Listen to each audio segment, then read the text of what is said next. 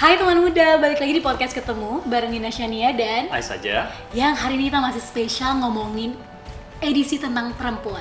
Betul sekali. Gimana Mas Ais, kalau kemarin kita udah ngebahas apa aja sih? Ada dari mengenai kesehatan reproduksi, kesehatan reproduksi, perempuan, terus ada perempuan di akar rumput. Di akar rumput, nah betul sekarang kita akan ngebahas perempuan dan salah satu isu yang mungkin kesannya kayak maskulin banget nih gitu. Nah sekarang kita sudah bersama dengan Mbak Jaleswari Pramoda Wardani atau akrabnya kita bisa manggilnya Mbak Dani ya. Mbak apa Ibu enaknya ya? Mbak boleh. Mbak Dani Dari aja boleh. ya. Oke.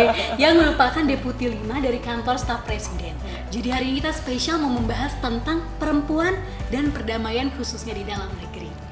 Nah, kalau misalnya ngomongin tentang Mbak Dani, rekornya dulu kalau misalnya dilihat pengalamannya adalah sebagai pengamat militer dan keamanan, di mana salah satu wilayah utamanya ini adalah di Papua. Bener ya Mbak ya? Iya. Nah, dan kalau kita ngomongin tentang Papua, ini masih banyak banget kayaknya konflik yang terjadi di sana. Jadi hari ini kita spesial mau membahas seperti apa sih konflik-konflik yang saya dulu terjadi dan saat ini terjadi, dan seperti apa peran perempuan untuk bisa terlibat dalam memberikan andil menciptakan perdamaian gitu ya Mas Ais. sekali. Untuk Oke. pertanyaan pertama, bagaimana Mbak Dani melihat peran perempuan terhadap perdamaian dan konflik? Ya. Dalam situasi damai dan perang, saya rasa terutama perang, perempuan kerap menjadi objek dari kekerasan perang itu sendiri. Dan kita tahu dalam perang segala kemungkinan bisa terjadi. Apakah itu kekerasan secara fisik, kekerasan seksual, maupun kekerasan secara ekonomi dalam artian bagaimana perampasan sumber daya ekonomi juga dilakukan.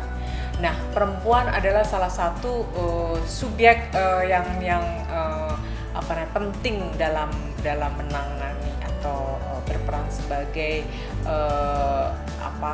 subjek perdamaian itu sendiri. Misalnya kalau kita melihat karakter perempuan itu sendiri, saya rasa perempuan dilahirkan sejak lahir itu dia sudah terkoneksi dengan banyak pihak, misalnya dengan anaknya, dengan ibunya, dengan saudara perempuan, laki dan lain-lain. Jadi hidup perempuan itu sudah terbiasa untuk memiliki manajemen relasi dengan banyak orang gitu. Nah, dalam karakter semacam ini saya rasa menjadi penting ketika peran-peran domestik ini masuk ke ruang publik, dan kemudian konteksnya adalah soal konflik tadi. Perempuan bisa menjadi subjek atau agen perubahan, agen perdamaian. Kita tahu bahkan katakanlah hari minggu-minggu ini Ibu Menteri Menlu kita itu mendorongkan bagaimana peran perempuan dalam perdamaian ini sendiri. Nah, di dalam konteks Papua tadi ditanyakan, saya rasa bicara Papua ini kan sangat kompleks ya. Kita bicara bukan hanya soal keamanannya, kita bukan hanya bicara soal konfliknya, tetapi juga di satu sisi juga kita juga masih punya persoalan soal ekonomi, sosial, budaya, di mana dalam dua kutub yang berbeda ini perempuan itu ada di sana gitu ya. Dan bagaimana dia mengorkestrasi persoalan-persoalan, memanage persoalan-persoalan itu memang menjadi tidak mudah. Di Papua sendiri misalnya sebagai korban kekerasan, entah itu kekerasan domestik maupun kekerasan yang di wilayah publik, perempuan juga memiliki daya survival strateginya itu juga ada gitu loh. Karena perempuan Papua ini kan juga dia relatif sebagian besar tuh otonom dalam memenuhi kebutuhan ekonomi keluarganya. Jadi di sisi ini saja saya rasa peran perempuan dalam pemenuhan hak ekonomi keluarganya itu menjadi sesuatu yang signifikan. Dan belum lagi dalam hal kekerasan seksual dan lain-lain. Mereka Komnas Perempuan ini memotret tentang korban-korban kekerasan yang terjadi di Papua melalui perempuan-perempuan ini, dan bagaimana mereka melakukan semacam testimoni, semacam pengakuan kepada tentang kekerasan itu terjadi, dan itu mereka melalui pendampingan yang terjadi, mereka memiliki komunitas-komunitas yang bisa diajak untuk mendiskusikan bersama bagaimana keluar dari persoalan itu. Ini memang mungkin kecil-kecil saja, tetapi kalau ini diterapkan dalam sebuah medan konflik yang sedang terjadi, saya rasa itu menjadi satu hal yang strategis. Jadi perempuan ibaratnya secara alamiah itu sebenarnya sudah punya keinginan untuk selalu menciptakan lingkungan yang harmonis tadi ya, karena selalu berhadapan dengan orang-orang. Dan pada akhirnya menjadi salah satu solusi juga untuk bisa menciptakan perdamaian di tengah daerah konflik. Nah, masih ngomongin tentang konflik gitu. Sekarang kalau misalnya kita lihat di permukaan mungkin kayaknya nggak ada apa-apa. Tapi saat kita mencoba untuk masuk ke daerah-daerah lain di Indonesia kayak di Poso atau misalnya di Papua tadi, atau misalnya di daerah lain-lainnya juga masih ada konflik yang terus terjadi. Sebenarnya faktor konflik ini tetap terjadi itu apa sih, Mbak? Oke, kita ini kan negara yang sangat beragam, sangat perbedaannya itu bisa tajam, bisa tidak, itu tergantung bagaimana cara kita mempresentasikan, membaca situasi ini. Keberagaman kita, kebinekaan kita itu bisa menjadi berkah, tapi juga bisa menjadi musibah kalau kita salah tata kelolanya. Jadi kalau kita bicara soal konflik, saya rasa konflik itu basisnya kan macam-macam. Bisa yang berbasisnya ekonomi, kesenjangan sosial, bagaimana diskriminasi terhadap budaya tertentu, bagaimana keragaman itu kita kan dengan keragaman itu kita kan diajak untuk belajar bagaimana menghargai perbedaan, bagaimana perbedaan itu disikapi, bagaimana kita tidak melakukan diskriminasi dan lain-lain. Nah, ini di wilayah-wilayah Indonesia ini saya rasa kita juga beragam cara kita menghadapi konflik itu dan bagaimana jenis konflik itu terjadi.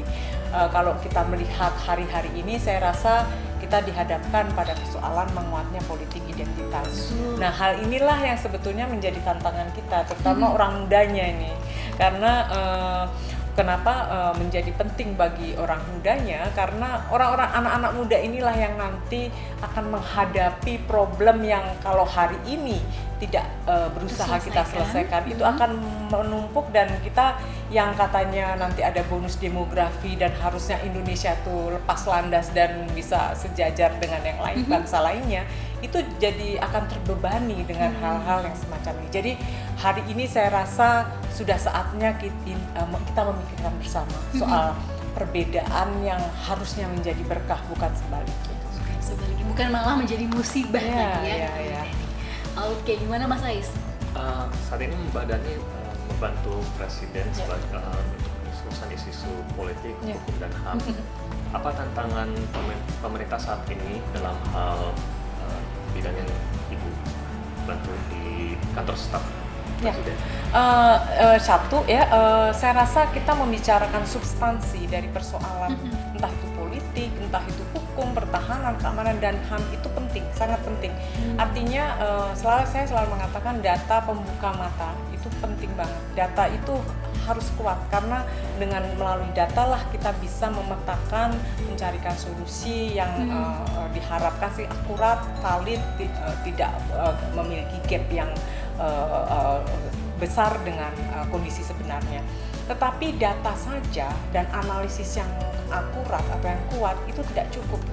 Kita juga penting memiliki keterampilan dalam pendekatan yang dilakukan dalam mencari solusi itu. Misalnya, ini adalah urusan HAM, katakanlah kita bicara soal bagaimana penutupan gereja, bagaimana kelompok saudara-saudara kita tidak boleh melakukan ibadahnya dan lain-lain itu. Secara substansi kita pasti akan melakukan solusi dengan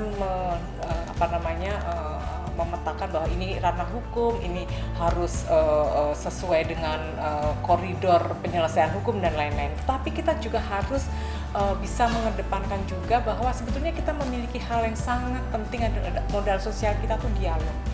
Jadi melalui berdiskusi, musyawarah, makanya dalam Pancasila kita kan ada musyawarah untuk mencapai mufakat dan lain-lain, itu kan penting gitu. Nah ini harusnya menjadi landasan kita bagaimana selain pendekatan hukum ini juga harus dikedepankan. Pendekatan yang humanis, menyentuh sisi-sisi kemanusiaan kita dan lain-lain.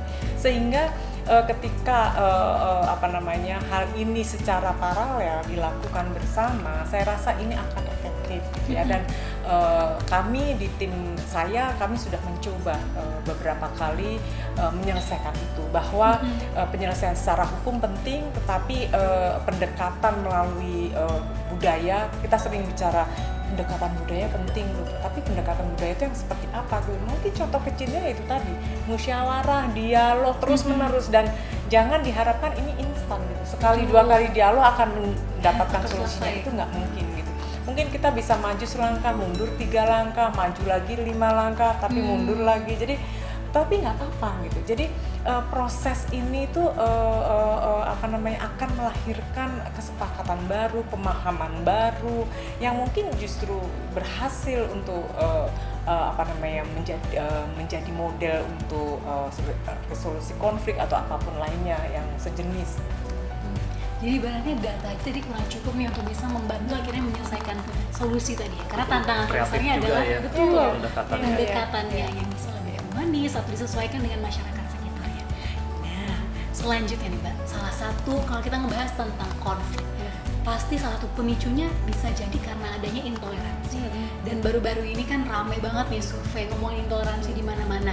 Dari PPIM UIN juga merilis bahwa dengan The White Institute juga dengan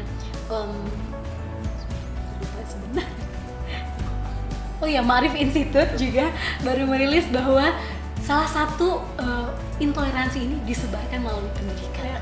Bagaimana Mbak melihat hal ini? Tadi itu keragaman kebinekaan kita ini kan bisa menciptakan itu tadi, intoleransi, kemudian tidak bisa melihat sebuah perbedaan dan lain-lain. Nah, saya rasa dasar yang paling fundamental itu adalah pendidikan. Pendidikan ini saya rasa harus dibaca bukan sekedar pendidikan di institusi-institusi pendidikan seperti sekolah, perguruan tinggi atau apapun ya namanya, tetapi pendidikan dalam konteks di komunitas, keluarga sebagai unit terkecil dari masyarakat. Saya rasa itu juga penting disosialisasikan nilai-nilai itu tadi, nilai-nilai keberagaman, nilai-nilai toleransi, nilai-nilai kebersamaan, gotong royong, itu penting sekali disosialisasikan. Nah, hal yang paling menjadi perhatian sekarang ini kan pendidikan, karena pendidikan ini kan kita ini kan sebetulnya waktu kita ini yang paling lama salah satunya tuh belajar di sekolah gitu ya. Nah, berinteraksi dengan orang lain gitu. Kalau misalnya kita selalu bicara kurikulum harus dirubah karena harus lebih merepresentasikan bagaimana perbedaan itu diapresiasi, dihormati dan lain-lain. Tetapi itu juga harusnya sekolah juga menyediakan ruang-ruang untuk saling berinteraksi, bagaimana menyikapi perbedaan itu gitu. Ini bukan hanya kita textbook thinking aja gitu, tapi juga bagaimana implementasi realnya di lapangan itu seperti apa gitu. Jadi misalkan berkunjung ke rumah atau ke rumah orang yang berbeda agama, itu saya rasa penting gitu untuk selalu disosialisasikan. Misalnya kita terlibat dalam perayaan hari besar satu agama lain, dan kita bergotong royong untuk membersihkan atau